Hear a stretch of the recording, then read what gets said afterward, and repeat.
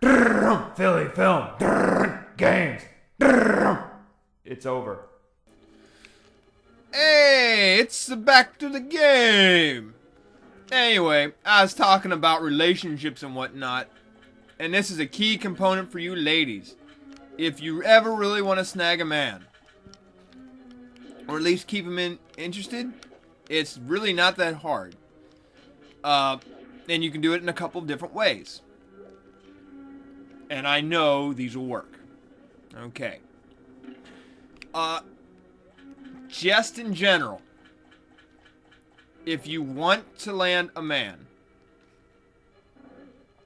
all you really have to do is be remotely interested in one of his hobbies. Whether it's video games, sports, whatever. If you get remotely interested, just a little bit.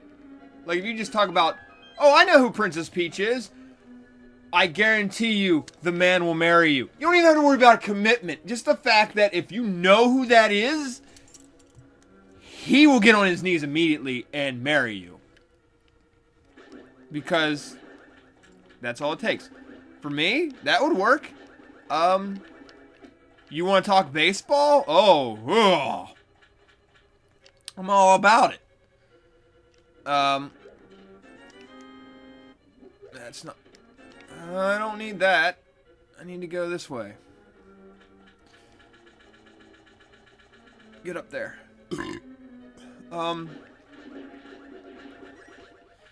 Like, this whole thing about... I love the ones in Cosmo that always say, please your man, make him scream. Not that hard. Really? Not that hard. The problem with a lot of it is that men look at pornography because reasons. And there's this misconception of what they're no. Really, guys are looking, they're like, you want to make a guy scream and just be like, just take your shirt off. And it's just like, oh my god, is this actually happening? Hey, trust me, you'll get a guy to do whatever you want at that point. That's just kind of how it goes. It's really not that complicated. You don't have to be all crazy creative. It's really just availability. I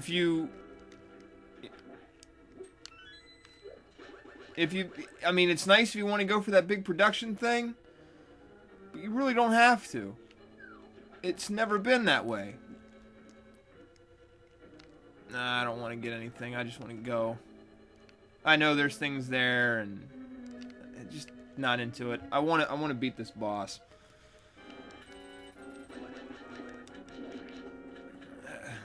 So, really, all it takes, be yourself. If you want to get a little extravagant, fine. You don't have to. Guys will do almost anything. We really don't need a whole lot. Never have, never will. I'm not speaking like, and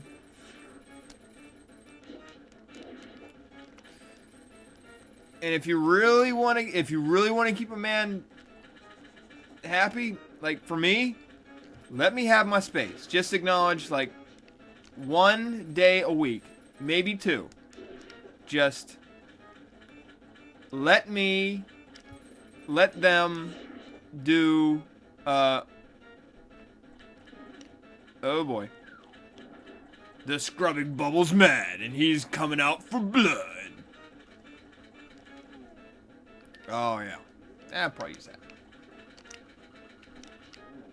That'd probably work. So he's gonna bounce around. Woo!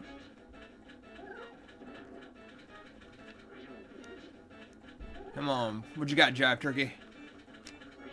Take that.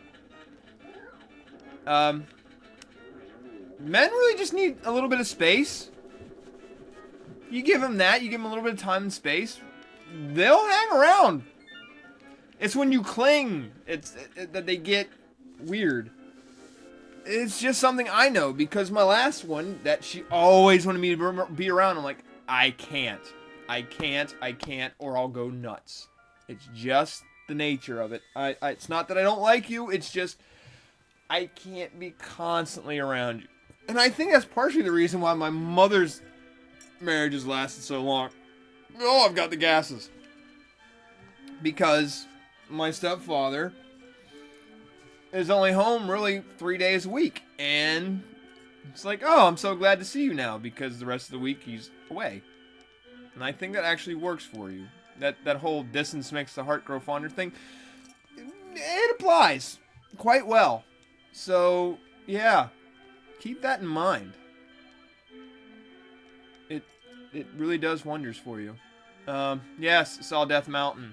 2 worlds, evils, blah blah blah. Save us, please. Ganondorf, thief. No, Ganon. Yes, I understand you're a boring woman. I mean, yeah. Where am I going next? I gotta go up to the woods. Okay. So, yeah, I mean, really, that's all you gotta do. And trust me, guys will... You can, like I say, you can do that in several different ways. Show remote interest in what they like.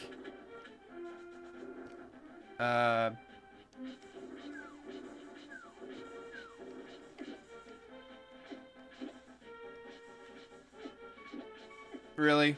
I'm gonna die this way? That's great.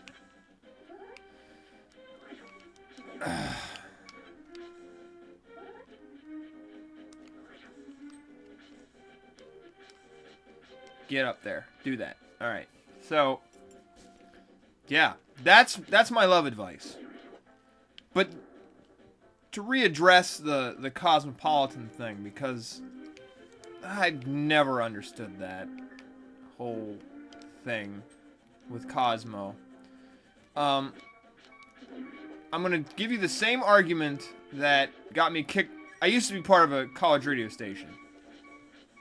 When I was an undergrad. So if you can imagine this voice talking, well, my program was not like, I wasn't your typical DJ. I didn't play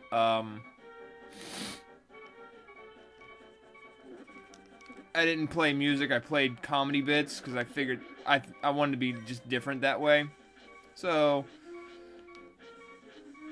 in between comedy bits, we'd play, I just talk about random things. And one of the random things I talked about was how I couldn't stand Cosmo. Because Cosmo created this horrible representation towards women that forced them into this beauty standard that I didn't think applied. And then women have to go out and do all these things, you know, trying to stress to get themselves a man. And I'm like, no, you really shouldn't be doing that. I got an angry phone call from a young lady while I was on the air, and she's like, how dare you talk about such things? And I was like, can I ask why you're defending Cosmopolitan? I mean, don't you see it as something that is rather hurtful towards women? You know, that you're putting all this undue pressure on yourself to be these things that maybe you're not. Not to say that you're not beautiful, but the fact that you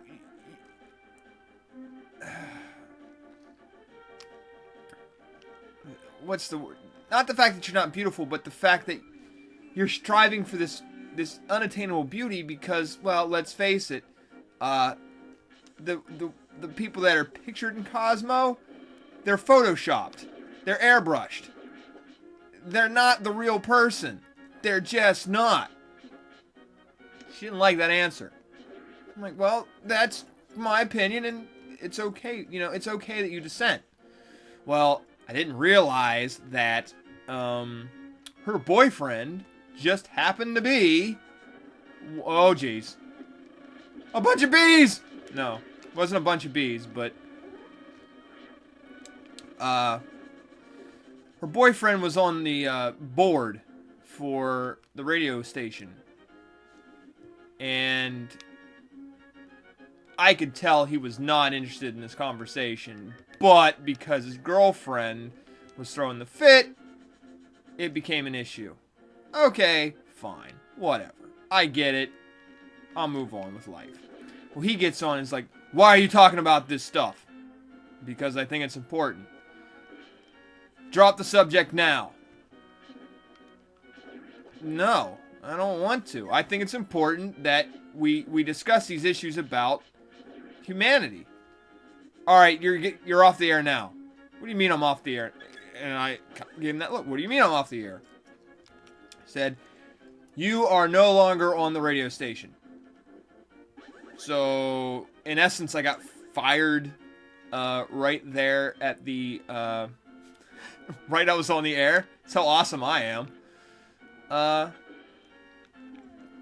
And I'm like, okay. I guess I'll get off the air. Fine. And, I eventually got back on. I lost my partner, from that version of my radio show. He was just too nervous. He just didn't like the way it was going, so, just kind of went there. And I lost my first radio partner. But I'll discuss more depressing things next time on Philly Film Games. Maybe I'll give you a better story about my college radio days.